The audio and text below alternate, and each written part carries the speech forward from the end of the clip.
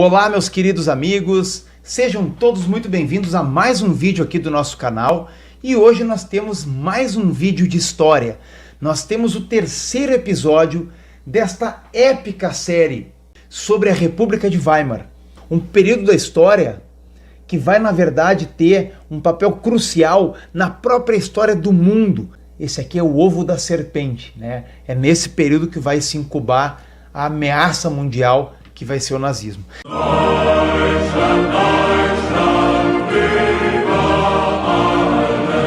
Então a gente vai lá agora para uma parte da história da República em que ela já teve o seu início, já formou a sua Constituição, já elegeu o seu parlamento, já elegeu um presidente, o Friedrich Ebert é o presidente, e aparentemente a República se estabilizou. O governo democrático conseguiu sobreviver e conseguiu firmar suas instituições. Mas ele tem um problema. Ele está comandando um país falido, um país que paga reparações para as nações vencedoras da Primeira Guerra Mundial, um país que está mergulhando na hiperinflação. E é essa crise toda que vai levar o país a um período de instabilidade, em que a República vai balançar e nós vamos ter 3 golpes, 3 tentativas de golpe de Estado, que serão as provas de fogo da República Alemã.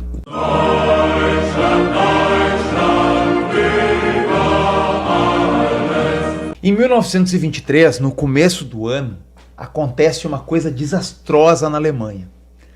O país está tão falido que ele não consegue pagar as parcelas das indenizações para os aliados, né, para as nações que venceram a Primeira Guerra. Ele dá um calote, né, dá um VO lá, moratória, não tenho grana, pagarei quando puder, não paga.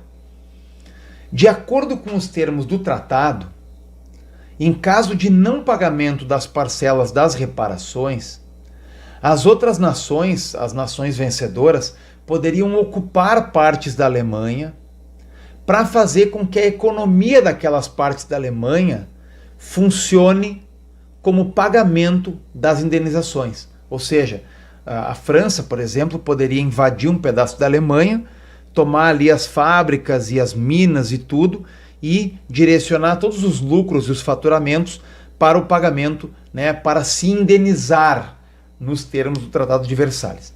E é exatamente isso que acontece em 1923. A Alemanha dá esse calote, não tem dinheiro nenhum no bolso, então o exército francês ocupa a região do Ruhr.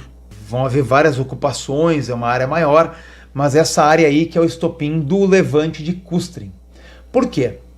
Porque essa ocupação francesa, embora esteja acontecendo dentro dos termos do Tratado de Paz e seja formalmente aceita pelo governo do presidente Friedrich Ebert e pelo parlamento, ela machuca os brios dos militares alemães, certo?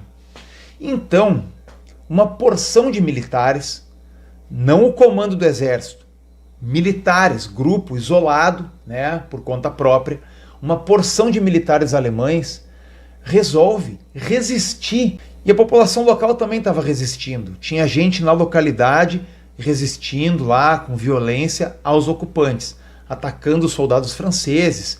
Teve choques, teve abusos, né, por parte dos soldados franceses também. Não dá aqui para dizer que a França mandou Santos para lá, porque não mandou. Todo aquele pandemônio, né, se instalou ali um clima de violência.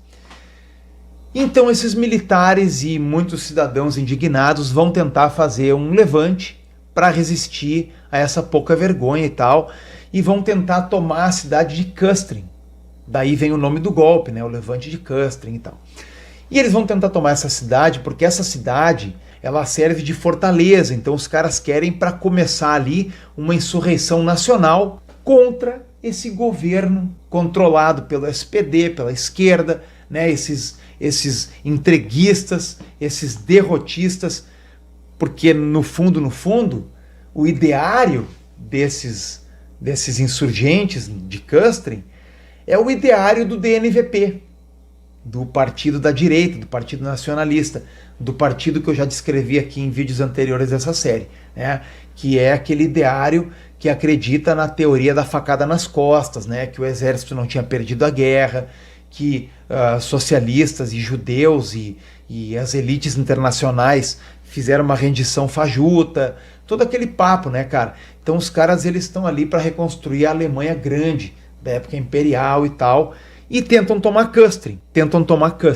Esse é o roteiro ideológico deles, e eles tentam tomar a cidade. Mas rapidamente a parte sensata do exército alemão e forças policiais conseguem conter eles, e assim o golpe não vai a lugar nenhum. Mas esse golpe vai ser parte do estopim de um outro levante. E esse levante vai ser um pouco mais perigoso.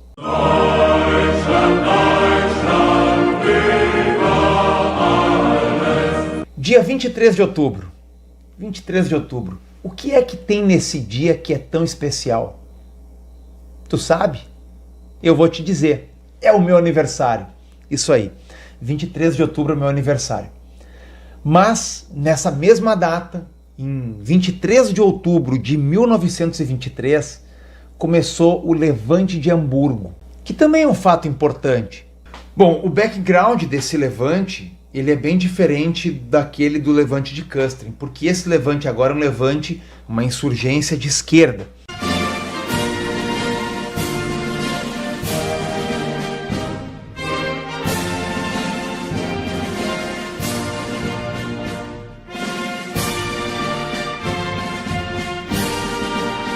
Com a hiperinflação, com o desemprego, os comunistas ganharam muito apoio, muita base popular.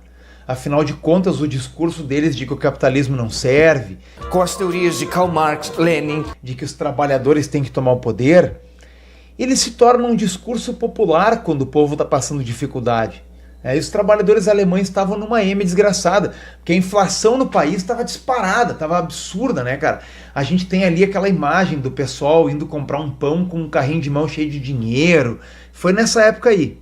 Mas o que aconteceu? Depois da ocupação do Ruhr pelas tropas francesas e do levante de Custrin, né, a insurgência aquela que não deu muito certo, o governo lá em Berlim ficou um pouco assustado, um pouco encagaçado. Então, ele baixou estado de sítio, estado de emergência.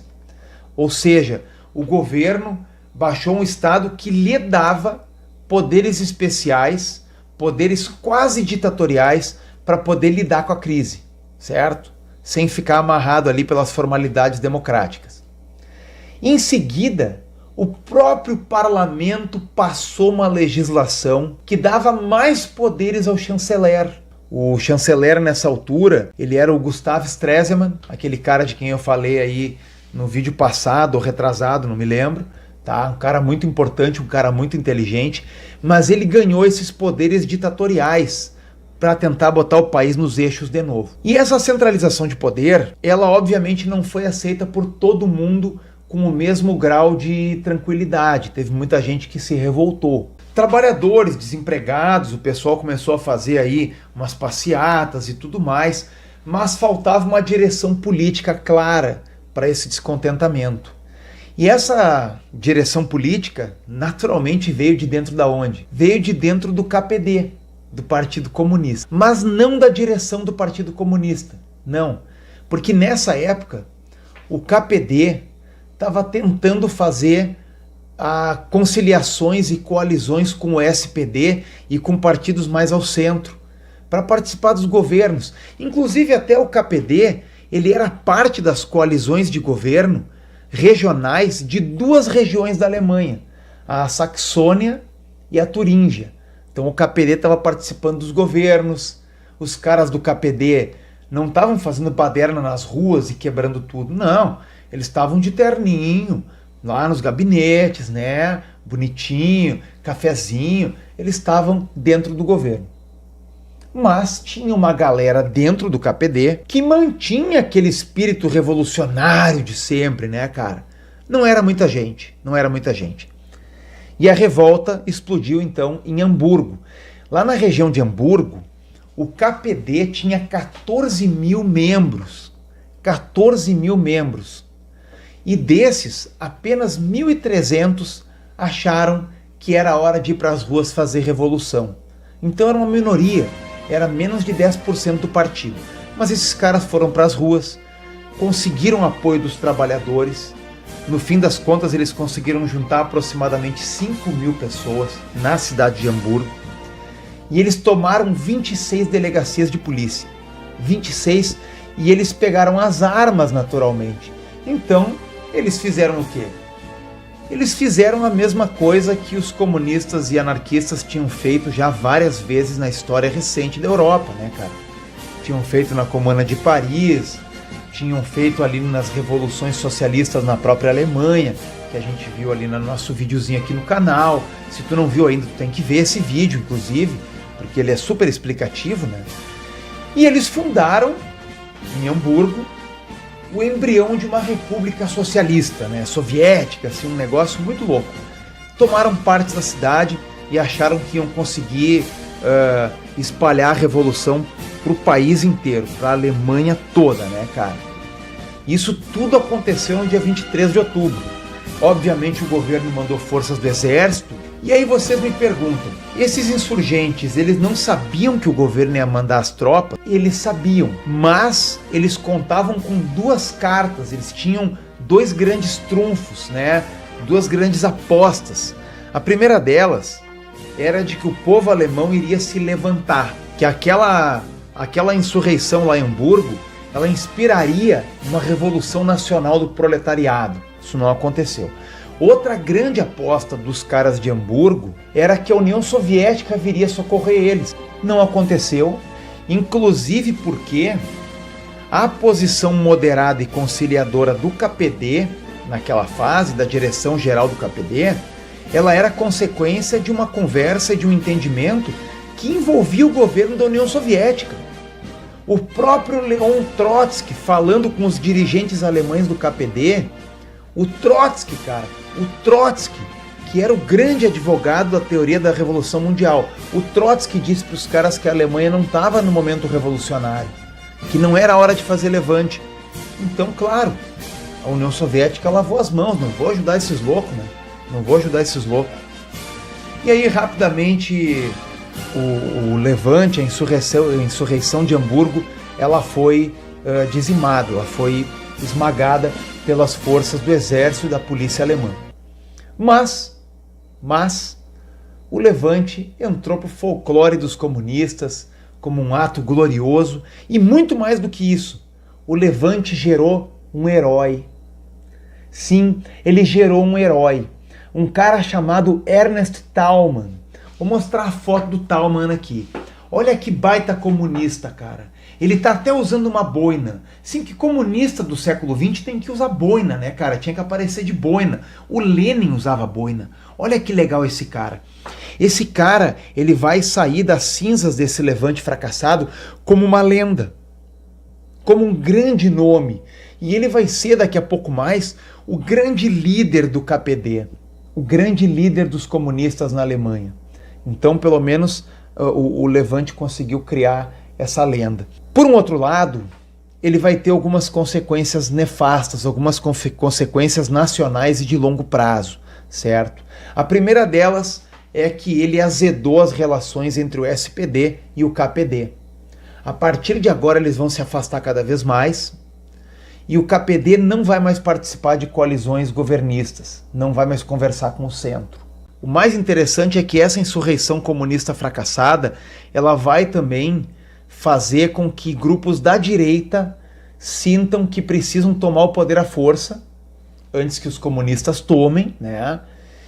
E que eles têm chance de ganhar apoio popular, justamente porque fica evidente que uma parte do povo tem medo dos comunistas.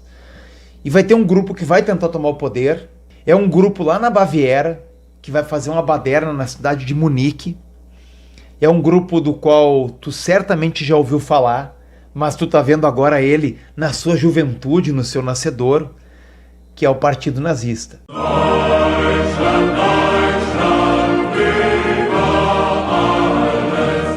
Esse golpe se chama golpe da cervejaria, não é porque ele foi planejado numa cervejaria, é porque ele aconteceu numa cervejaria. Foi assim, ó, os membros do governo regional da Baviera, Eles estavam lá em Munique, né, que é a capital da região da Baviera, até hoje ainda é, batendo um papo, né, tomando uma ceva, quando um grupo de homens armados entra, cerca a cervejaria e aponta a arma para eles, né, e diz assim, ó, vocês agora vão entregar ao governo. É isso aí. Ponto.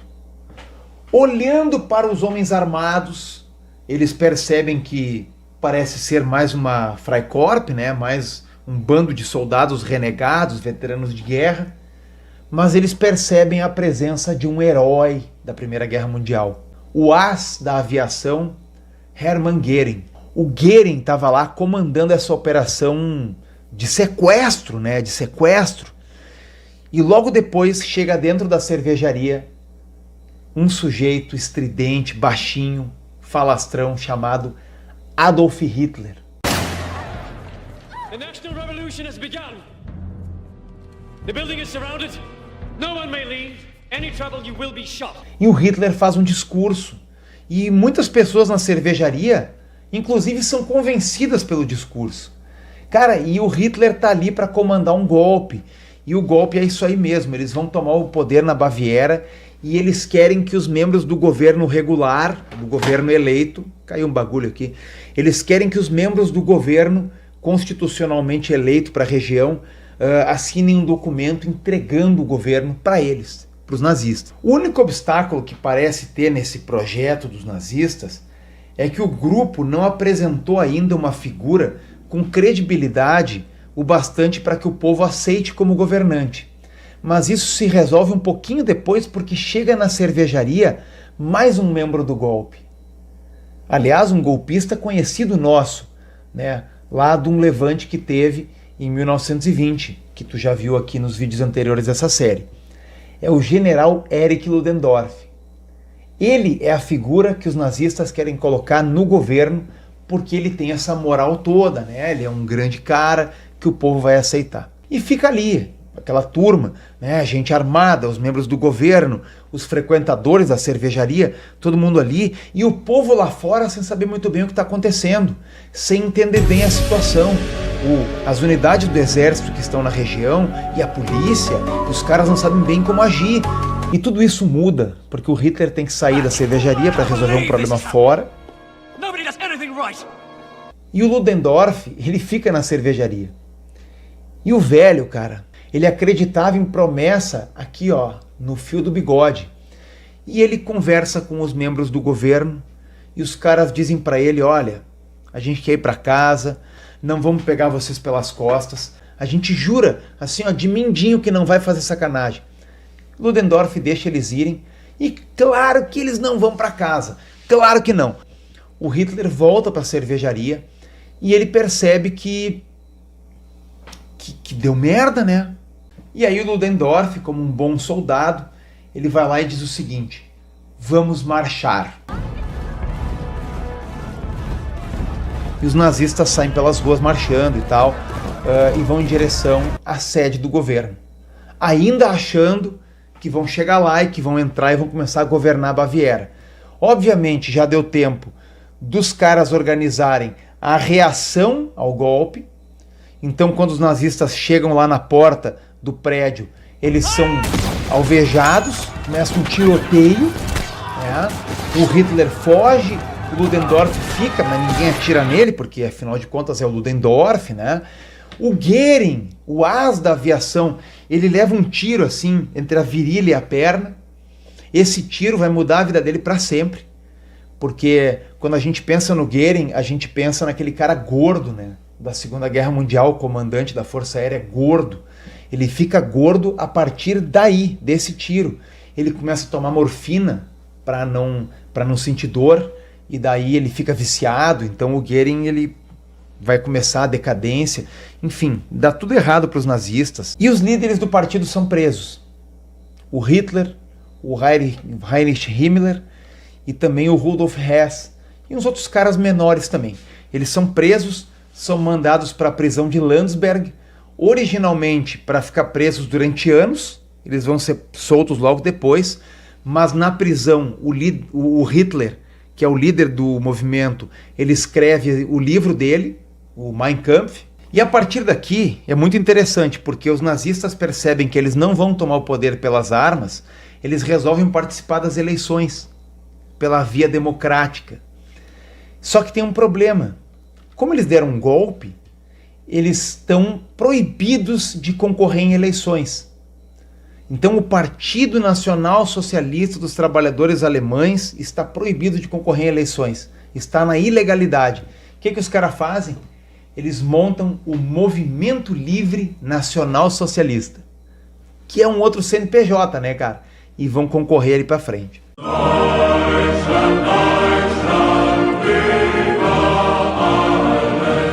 Nós estamos no momento mais sombrio da história da República de Weimar. É hiperinflação, é Freikorps na rua, é golpe, é terror, é horror. E eu sei que com isso vocês devem ter ficado meio deprimidos, porque eu só falo de desgraça aqui, né, cara? Mas a partir do próximo episódio, nós vamos ter coisas legais, coisas boas. Porque no próximo episódio, nós vamos entrar na Era de Ouro da República de Weimar.